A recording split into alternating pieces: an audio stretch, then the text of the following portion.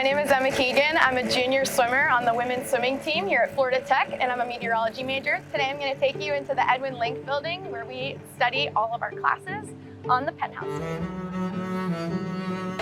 So here at the Edwin Link building, you will not only find meteorology majors like myself, but you'll also find plenty of other ocean science majors as well, such as oceanography majors, ocean engineering majors, even a couple of biochemical and biomedical sciences. But there's many a science major here, and the meteorology majors like to stay mainly on the third floor. It's where all the magic happens. So sometimes in between classes on our breaks, we'll be walking through this little corridor, and we get a nice view of Crawford Greens, especially when nobody's around and there's nobody walking. You get a nice view. Sometimes you'll see people playing frisbee, and it's just a really overall nice view because we're so busy during the day. We need something nice and relaxing to just take our minds off of all the busy work we do. So this is the filming room, which is part of the Link building. As you can see, we have a nice little green screen. We have like a little broadcast center. We have some lights, some cameras. This is great practice for broadcast meteorology and for different weather reports that we'll give.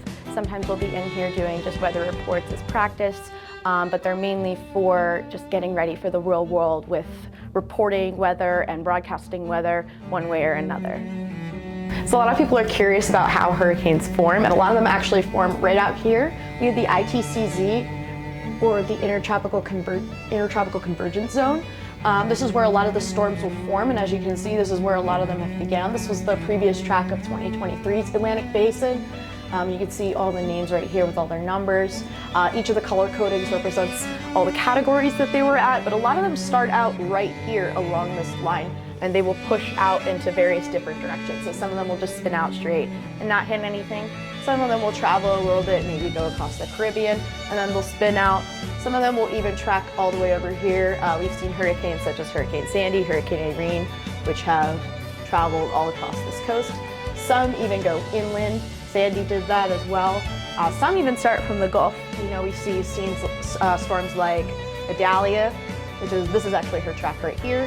We've seen Ian, which did start out over here. However, it came up and through right here, which is where it strengthened a lot.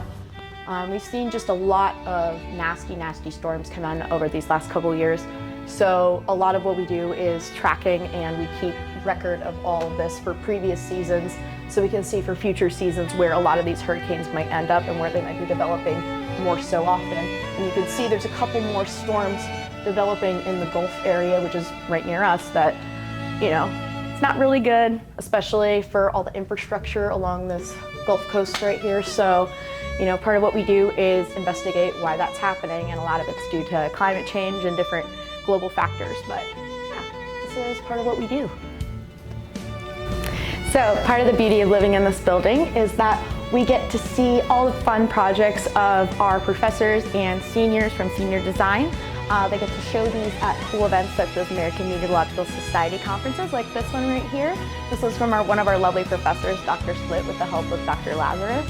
And it was a project based on wind adjustments for high impact events such as nor'easters, hurricanes, windstorms, etc. And they used a bunch of data, including stuff from RAWS stations and ASOS data.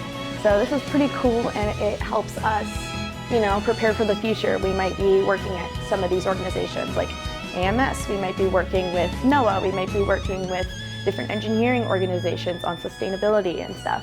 Meteorology has such a huge impact on the world, and we can impact it in so many different ways, and that's the beauty of it. So this is one of the potential things that we can research and help to mitigate and protect.